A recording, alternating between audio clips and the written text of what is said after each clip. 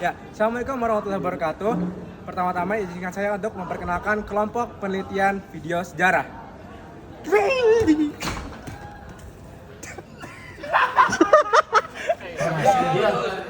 Informasi Ustaz baru mau masuk kuliah. Oh, baru mau masuk. Jadi Ustaz lulus tahun 97 masuk ke kuliah di PB. Nah itu udah lama Ustaz masuk itu masa-masa demo. Oh, lagi demo, ramai-ramai demonya pas. Ya jadi demo ya itulah tentang Soeharto. Sebelumnya Sob, atau misalkan ya pas masa di SMA atau di SMP sampai yang reformasi itu ada pandangan nggak Ustaz, pandangan Ustaz terkait Soeharto tuh pernah ada stigma atau pernah ada apa lagi terkait Soeharto di Orde Baru tuh? Kalau yang Ustaz alami sebenarnya kalau zaman Soeharto tuh sebenarnya enak sebenarnya ya. Lebih enak? Ya. Lebih enak. Enaknya dari apa? Keamanan. Nggak kayak sekarang kan? Keamanan, iya betul. Sekarang tuh udah ada apa sih? Begal apa gitu ya. Oh, dulu tuh sama sekali nggak ada Sob? Sama sekali dulu tuh aman lah, kita mau kemana-mana tuh aman. Terus harga stabil, harga bahan pokok ya. Terus apa namanya? Kayak BBM tuh zaman SMA satu masih 1.000 atau 1.500 di bawah 3.000 nggak nyampe kayak sekarang. Dolar dulu cuma 2.000 atau 2.500 sebelum itu ya, sebelum krisisnya itu. Nah, Oke. itu dari 2.000 apa 2.500 gitu dolar tuh. Tapi ya itu stabil gitu, jadi keamanan stabil, harga stabil. Cuman emang mungkin ya bagi beberapa orang pas zaman Soeharto itu karena dia udah berkuasa lama ya, terus emang partai politiknya dulu kan cuma sedikit. Betul, Jadi yang betul ya. yang apa ya, yang Cuman 3 itu Sob. yang berkuasa itu kan partainya Golkar. Iya, betul. Kan cuma ada Golkar, Karya. partai sama P3 sama PDI. Dulu Iya. namanya PDI, belum PDI Perjuangan ya. Itu masih PDI. Nah, itu yang paling unggul emang Golkar karena Golkar tuh unsurnya macam-macam dari pemerintahan semacamnya. Jadi dia kuat gitu. Terus emang sebenarnya enak sih zaman Soeharto ya dibanding misalkan zaman sekarang. Apa-apa kan tahu sendiri. Iya. Ya, jadi gitu. Jadi menurut Ustaz memang pas pandangan Ustaz menurut kehidupan di masa Soeharto itu memang lebih nyaman dibandingkan sekarang kalau dibandingin gitu. Betul. Ya Ustaz sebenarnya kan lahir 78 ya. Heeh. 78 tuh Ustaz ngalamin beberapa macam ini ya. Kehidupan tuh misalkan dari Ustaz lahir. Ustaz tuh kan di IPB ya. IPB tuh masih sebelum sekolah tuh masih belum masuk listrik. Belum masuk listrik. Masih belum ada Oh, listrik. belum ada listrik ya. Nah, nggak lama berapa tahun baru ada listrik. Dulu di Ustaz tuh masih uang tuh masih rupiahnya perak, berapa perak gitu. Oh, 5 perak, 10 banyak perak. ribuan, ratusan ribuan. Iya, Oke. tapi emang kan sebanding dengan misalnya jajanan juga kita 5 perak aja, uang 5 perak 100 perak udah dapat berapa. 10.000 aja kalau kita pegang uang 10.000 mungkin kayak sekarang berapa ya? 1 juta kali ya. 10.000 itu berarti banyak bisa uang kertasnya. Wah, enggak. Uang koin Maksudnya banyak buat numpuk. banyak gitu. Kita bisa beli apa aja. Oke. Karena kayak model makanan, jajanan, terus kayak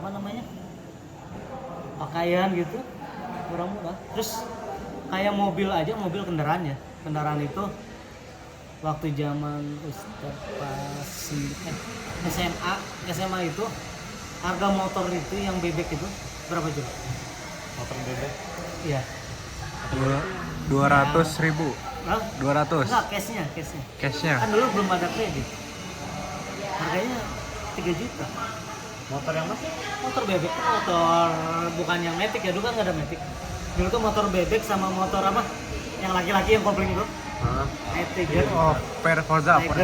Ah, kayak apa namanya? CB. Oh, CBR. CB1 Nah. FU. Nah, yang motor laki-laki itu 4 juta, sementara yang bebek itu 3 juta. Makanya ya maksudnya tapi emang nilai uangnya juga ini kan ya. tinggi ya, emang ya. Karena dulu zamannya Soeharto itu kita bisa swasembada. Swasembada tuh Apa swasembada? Swasembada tuh kita ekspor ke luar. oh bebas, itu nggak dikontrol. Bukan bebas, jadi kita kelebihan apa surplus beras, nanti kita bisa jual ke negara orang. Jual.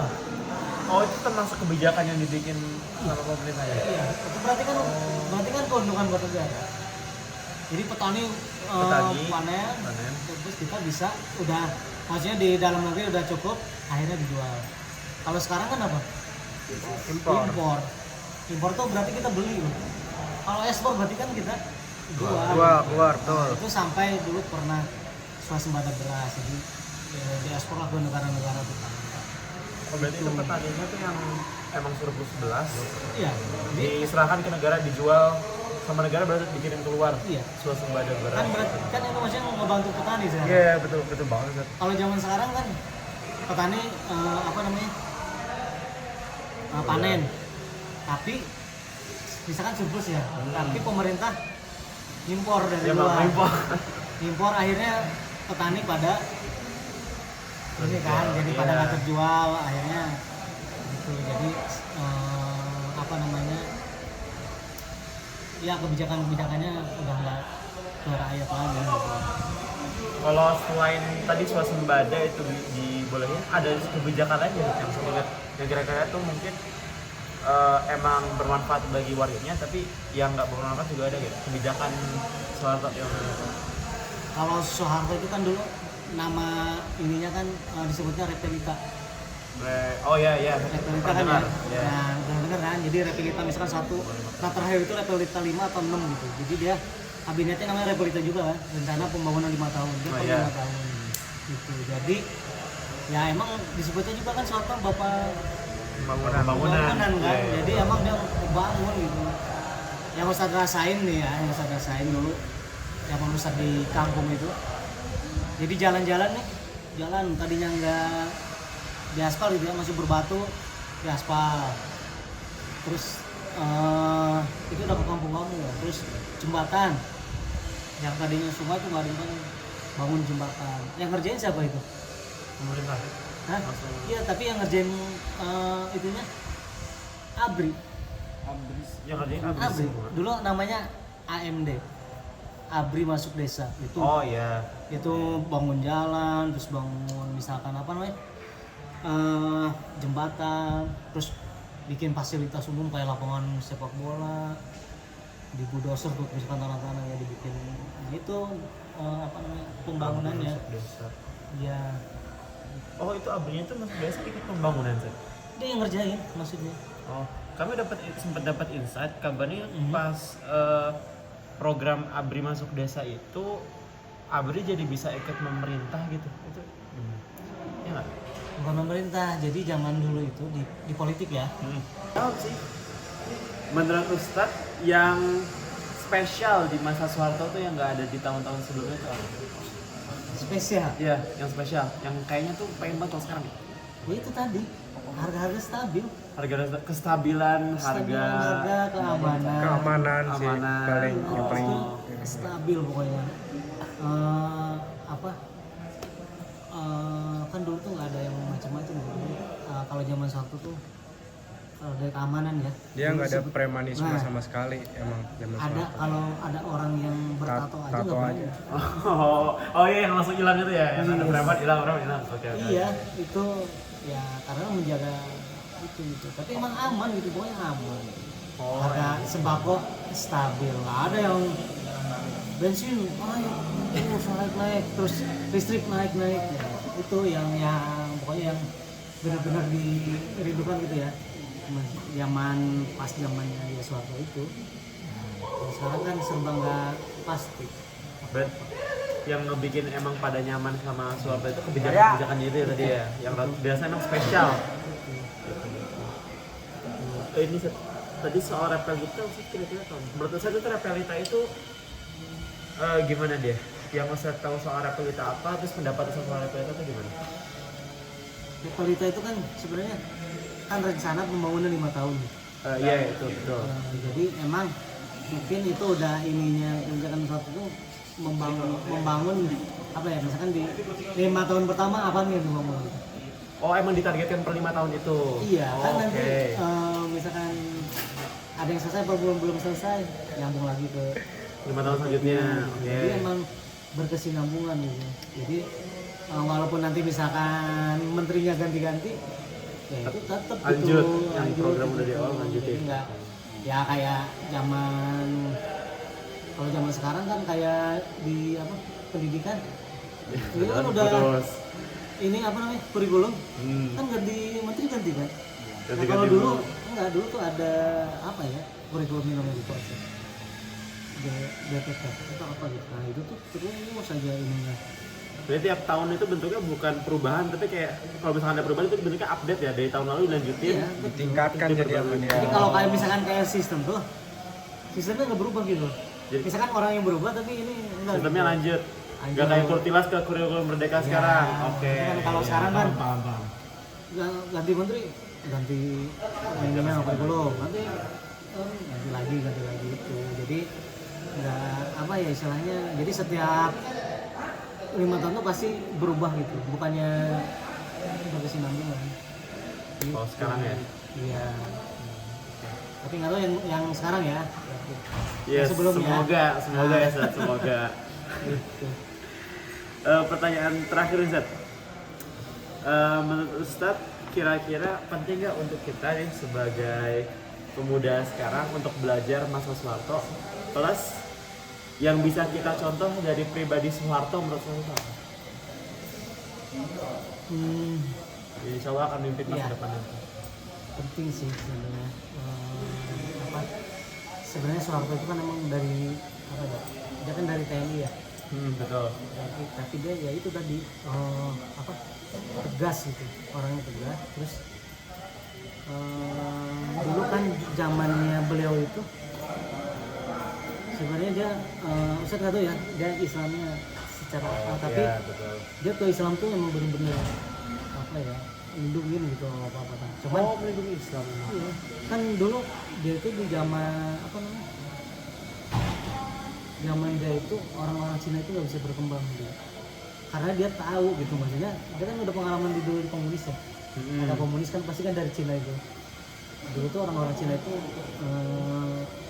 nggak boleh sekolah, nggak boleh, pokoknya perguruan tinggi kan nggak boleh tuh. Kuliah ada yang jauh boleh, nggak ada. Ya, emang ada yang turunan. Nah, ini mah zaman dulu ya, zaman dulu. Apa namanya? Kan dulu banyaknya orang-orang Cina itu jualan kan. Oh, mereka berdagang karena emang nggak diperbolehin. Nah, Oke. Jadi dia emang nggak di apa namanya, nggak dibolehin dari zaman. Mungkin karena Soeharto tuh pernah ngalamin Di zaman Blok PKI Blok, itu iya. kan.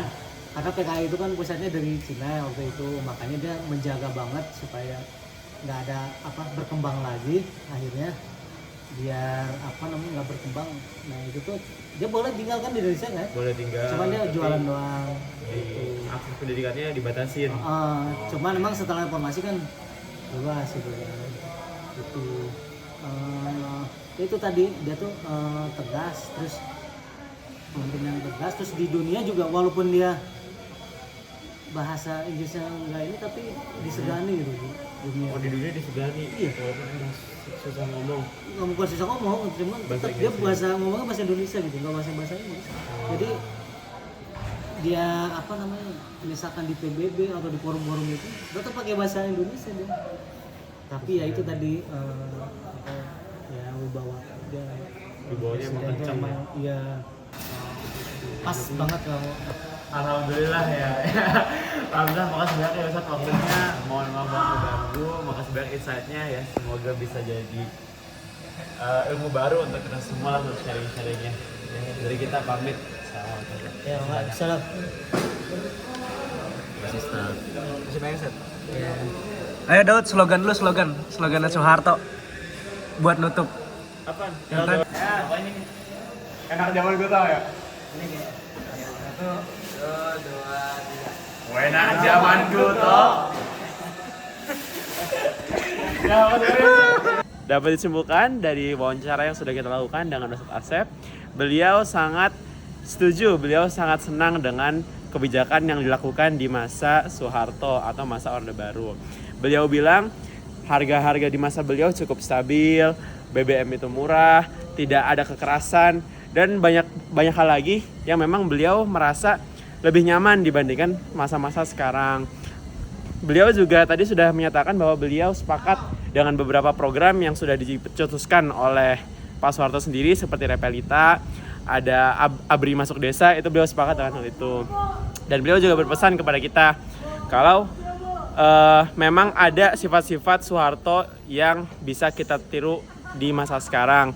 Seperti beliau adalah terbukti Ustadz Asep menyampaikan tegas. Beliau juga menyampaikan, Ustadz Asep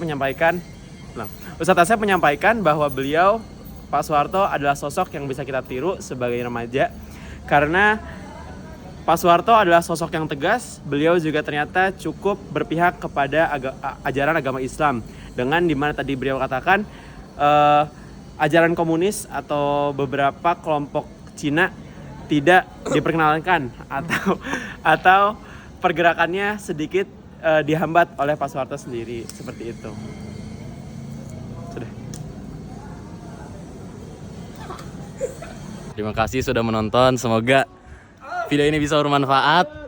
Sekian dari kelompok kami. Wassalamualaikum warahmatullahi wabarakatuh.